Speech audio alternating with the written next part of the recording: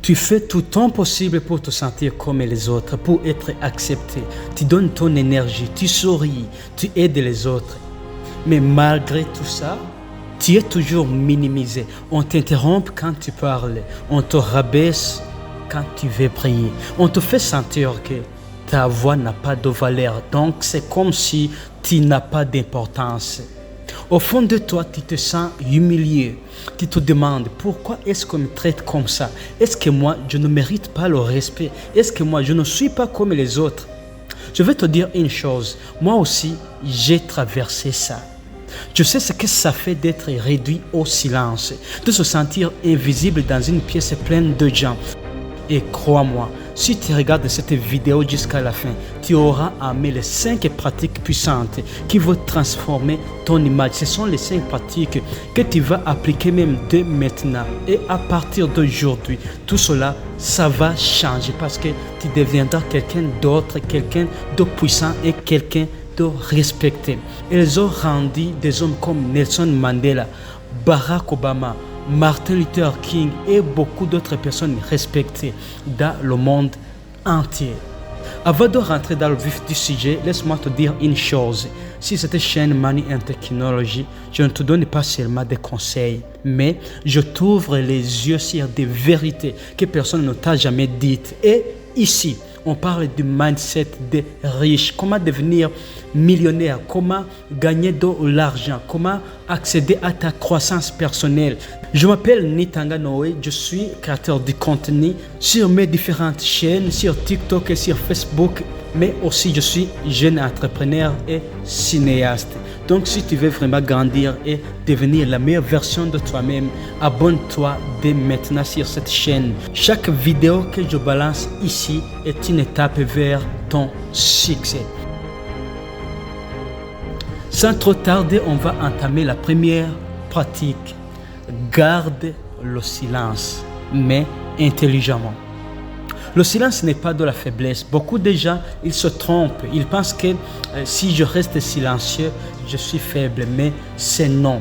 Beaucoup pensent que pour être respecté, il faut toujours parler, se justifier, se défendre. Mais je te dis non. Je te donne un exemple. Si une personne t'insulte et que toi tu gardes le silence, là-bas, tu lui montres que tu es expert dans l'objet, que lui, il est à l'inférieur de toi. On t'accuse faussement, tu gardes le silence. On te provoque devant les autres, toi, garde le silence. Évite de blablater. Pourquoi? Ton silence montre ta maîtrise. Si tu réussis à garder le silence, c'est que tu montres à tout le monde que tu maîtrises la situation. Barack Obama disait souvent, don't respond to every bug. Donc, tu n'as pas besoin de répondre à chaque provocation. Mais attention, garder le silence ne veut pas dire accepter le tout. Ici, je veux que tu me comprennes bien. Cela veut dire plutôt que tu as à choisir tes batailles. Il y a des moments où tu dois parler, mais pas tout de suite. Pendant l'émotion, attends le bon timing. Et quand tu ouvres ta bouche, tout le monde t'écoute. Je te donne un exemple. Prenons un exemple qu'on est dans un débat. Tu ne dois pas parler le premier. Laisse les autres vider leurs idées. Puis quand tu parles toi, rassemble le tout, apporte une vision claire et tu deviens celui qui a le plus du poids. Prenons un exemple. Quelqu'un, il se permet de t'insulter, de te lancer des mauvaises paroles. Tu lui laisses parler, il parle, il se vide et à la fin, toi tu le regardes et tu dis, tu ne sais pas de quoi tu parles. Deuxième pratique, pose tes limites. Qu'est-ce que cela veut dire poser tes limites? Cela signifie que toi, tu fixes des règles, tu poses des règles, tu dis, chez moi, ça se passe comme ça. Tu commences par respecter ces règles d'abord toi-même. Et si quelqu'un d'autre essaie de les briser, tu lui dis, non, chez moi, ça ne fonctionne pas comme ça. Je te dis une chose, personne ne te respectera si toi-même tu ne poses pas tes propres limites. Si tu acceptes qu'on te parle n'importe comment, tu envoies un message qui dit « Je tolère ça, tu peux le faire ». Je te donne un exemple. Il y a un ami qui se permet toujours de t'appeler seulement quand il a besoin de toi. Ici, tu dois poser une limite. Tu dis non, ça suffit. Tu dois arrêter cette amitié et rendre ça clair. Auparavant, moi, je ne savais pas dire non. N'importe qui, il pouvait venir et me dire, je veux que tu fasses ça pour moi. À l'intérieur de moi, je sentais que ça ne marchait pas, mais comme je n'avais pas cette capacité de répondre non, de dire non, ça, c'est impossible, je faisais le tout. Je pensais que les gens allaient m'aimer pour ça. Mais je vais te dire la vérité. Après ce service, la personne va même m'oublier. Il va m'appeler quand il aura encore besoin de moi. Tu vois, si tu fais ça, pensez que les gens, ils vont te respecter. Ils vont t'aimer pour ça. Tu es en train de te faire rabaisser toi-même. Le respect d'abord commence par s'auto-respecter. Quand tu dis non avec calme, mais fermeté, tu forces les autres à redéfinir la manière dont ils te voient. Et crois-moi, tu as droit de faire ça. C'est tes droits. Si tu fais ça, c'est une manière de te faire respecter. Nelson Mandela disait « We teach people how to treat us ». Ici, il voulait dire que c'est toi-même qui enseignes aux autres la façon dont ils vont te traiter. Alors, si les gens te traitent de telle ou telle autre manière, sache bien que c'est toi qui as ouvert les portes. À partir d'aujourd'hui, tu vas choisir lesquelles des portes tu dois fermer et lesquelles tu dois laisser ouvertes.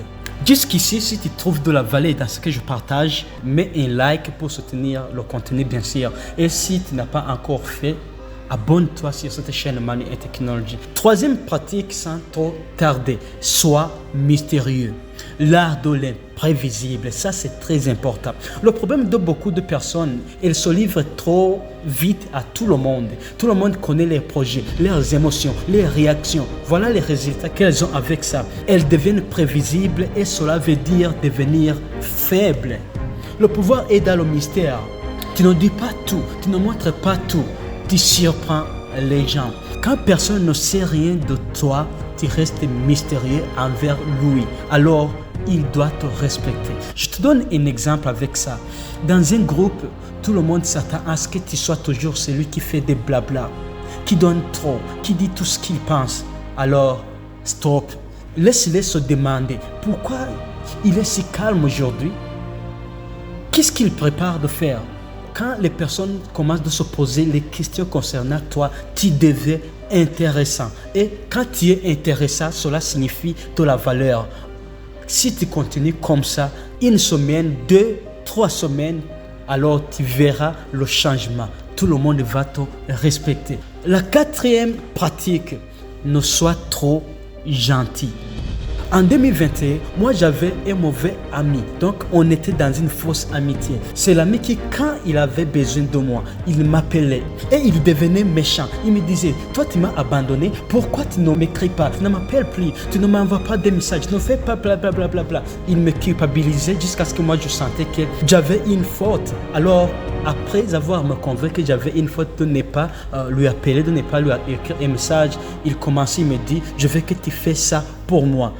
Comme je me sentais déjà coupable, je n'avais pas la force de dire non, alors je devais accepter. Quand je termine ça, il partait, il revenait après des mois, quand il avait encore besoin de moi. Le jour est arrivé, c'était son mariage. Il m'a appelé, comme moi j'étais vidéographe et j'étais photographe. Il m'a appelé, il m'a dit, oh Noé, je veux que tu prennes des photos. Il venait de la même manière, il essaie de me montrer, je suis mauvais, je lui ai abandonné. Et puis il a fait la même chose. Il m'a dit, je veux que tu prennes une vidéo, rends-moi service, je vais me marier, mais je n'ai pas assez d'argent. Je veux que tu fasses ça et ça pour moi. Alors moi, j'avais pas le courage de dire non. J'ai accepté. Je lui ai sûrement demandé l'argent pour me déplacer et pour acheter le clé USB ou mettre ses photos et sa vidéo. J'ai fait tout le travail pendant tout son mariage. J'ai pris des photos, j'ai édité, je fais le tout. Mais comme je n'avais pas suffisamment d'argent, je n'avais pas encore commencé mon propre business,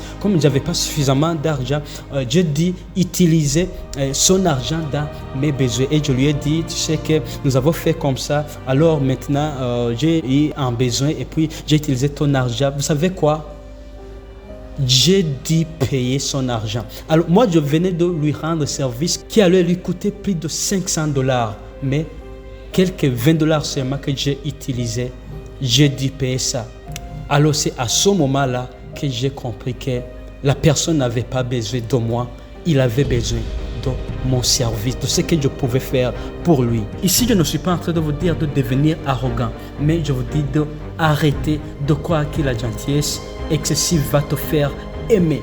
J'ai compris ça quand, après avoir appris à dire non, et qu'il a retourné me dire j'ai besoin que tu fasses ça pour moi, et que j'ai dit non, tout s'est arrêté par là. L'amitié a disparu. Jusqu'aujourd'hui, on ne se parle plus. Il est devenu mon ennemi. C'est là où j'ai compris que la gentillesse ne me faisait pas aimer, plutôt cela me faisait être exploité. Tu dis toujours oui, même quand ça ne t'arrange pas. À l'intérieur de toi, tu sens que la réponse devrait être non, mais comme tu n'as pas le courage de dire non, tu dis oui. Tu es en train de te dévaloriser. Qui tu penses qui va te respecter alors que toi, tu ne respectes pas même tes sentiments? Tu excuses toujours les autres même quand ils ont tort. Tu dois dire non, ça ne fonctionne pas comme ça ici. Tu fais passer tout le monde avant toi. Toi, tu dis non pour moi je peux même souffrir, il n'y a pas de problème. Laisse les autres.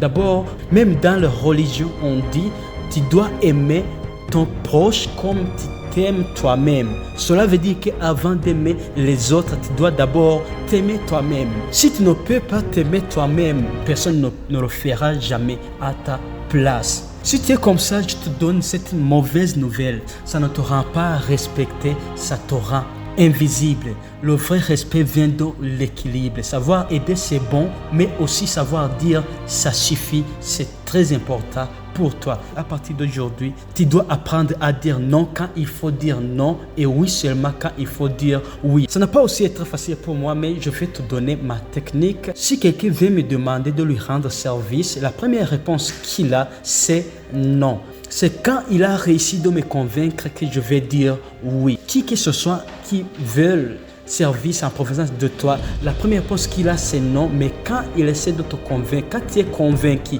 qu'il mérite ça, c'est là où tu vas dire oui. Avant d'entamer la cinquième pratique, laisse-moi te dire que si toi tu donnes aux personnes qui ne méritent pas, toi, personne ne te donnera jamais ce que tu ne mérites pas. Cinquième et dernière pratique, parle seulement quand c'est nécessaire. Beaucoup de gens souffrent de cette maladie de parler, parloter, blablater quand il le faut et quand il ne le faut pas. Tu dois savoir que les mots sont comme une monnaie.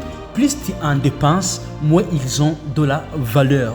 Regarde Martin Luther King, quand il parlait, chaque mot était pesé, chaque phrase vibrait déjà. Pourquoi? Parce qu'il ne parlait pas pour remplir l'air, il parlait pour impacter. La prochaine fois que tu prends la parole, tu vas te demander, est-ce que ce que je vais dire, ça vaut la peine? Parce que si tu parles beaucoup, ça compte. Et même si tu penses que ce que tu dis c'est important, à force de trop parler, tu perds ta valeur. Dans une réunion ou un cercle d'amis, ne sois pas celui qui coupe la parole toujours, qui réagit à tout. Laisse couler, écoute, analyse. Et quand tu ouvres ta bouche, que ce soit pour dire quelque chose de fort, clair, mémorable, qui va marquer les esprits. Laisse les gens s'habituer que toi, quand tu parles, ce n'est pas pour rien. Donc, tu dois donner de la valeur à tout ce qui sort de ta bouche. Voilà les 5 pratiques. Le silence intelligent, poser tes limites, être mystérieux, ne pas être trop gentil, parler seulement quand c'est nécessaire. Mets-les en pratique et tu verras. Le respect viendra naturellement. Parce que le respect, ça ne se réclame pas. Ça se construit et ça se mérite. Dès que tu mérites le respect, le monde te respectera. Alors maintenant, c'est à toi de jouer. Si tu veux recevoir encore plus de clés pour devenir puissant dans ta vie, vérifie si tu t'es déjà abonné à cette chaîne Money and Technology. Sinon, il faut le faire. Mets un like pour que ce message touche plus de gens et partage cette vidéo à quelqu'un qui a besoin d'apprendre à se faire respecter. Je te laisse avec ça. Respect yourself and others will respect you. À toi de devenir son 1% qui inspire, qui impacte et qui impose le respect. C'est un Nitanganoe. Comme toujours, on est ensemble et ensemble, on construit ta richesse.